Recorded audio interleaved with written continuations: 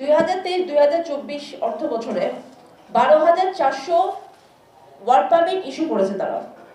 8,000 শ্রমিক কে পৌঁছায় নেই, কোথায় গেছে তারা জানে না।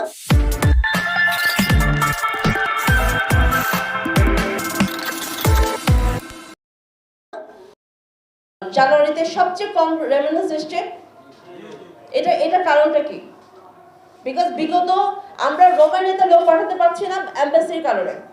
এমবাসির কারণে বলতে কি, রোমানিয়া থেকে কোনো প্রবলেম নেই, প্রবলেম হচ্ছে ছেলেরা ইন্ডিয়ান ভিসা পাচ্ছে না, তারা সেখানে যেতে পারছে না।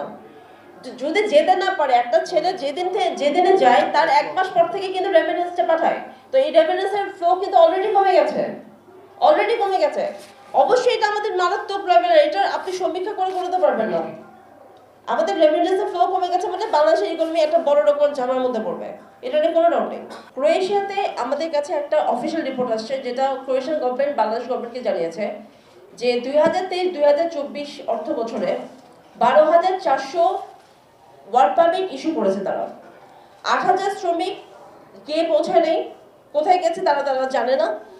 4,400 শ্রমিক তারা বুঝে পেয়েছে, তার ভেতরে তারা টিএসসি মানে বুঝে পেয়েছে মানে তারা টিএসসি কার্ড পেয়েছে।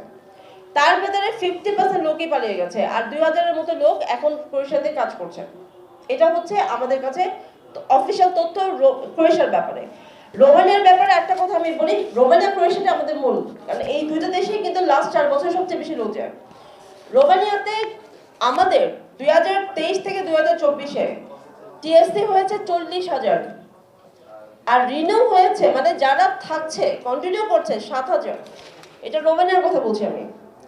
তো রোমানিয়া ক্রোয়েশিয়ার অফিসিয়াল ডাটা আমি আপনাদেরকে দিয়ে দিয়েছি। বাংলাদেশের মূল সমস্যাটা হচ্ছে অদক্ষ শ্রমিক। আপনি যেটা বলছেন, আমরা যারা কাজ করি প্রান্তিক লেভেল থেকে কাজ করি, আমরা এখানে যারা বসে আছি সবাই কিন্তু এই মানে বিদেশে শ্রমিক পাঠানোর জন্য কাজ করি বা স্টুডেন্ট পাঠানোর জন্য কাজ করি। আমরা চেষ্টা করি তাদেরকে একটা ভালো কোম্পানিতে দিয়ে ভালো, যাতে করে তারা ওখানে কাজ করে, ওখানে ঠিক মতো সবকিছু পায়, এই ব্যাপারে আমরা সচেষ্ট। প্রবলেমটা হয়ে গেছে যে বাংলাদেশের দক্ষতা নিয়ে সমস্যা, তার চেয়ে সমস্যা হচ্ছে মন মানসিকতাটা নিয়ে। তারা মনে করে যে তারা রোমানিয়া ক্রোয়েশিয়ার চেয়ে তারা ইতালিতে ফ্রান্সে বা পর্তুগালে তারা ভালো থাকবে, এটা একটা মন মানসিকতা। এটা আপনি আইনগতভাবে বা অন্য কোনো সামাজিকভাবে যদি এই ব্যাপারটাকে যদি আপনি ডিল না করতে পারেন, এটা আপনি আটকাতে পারবেন না।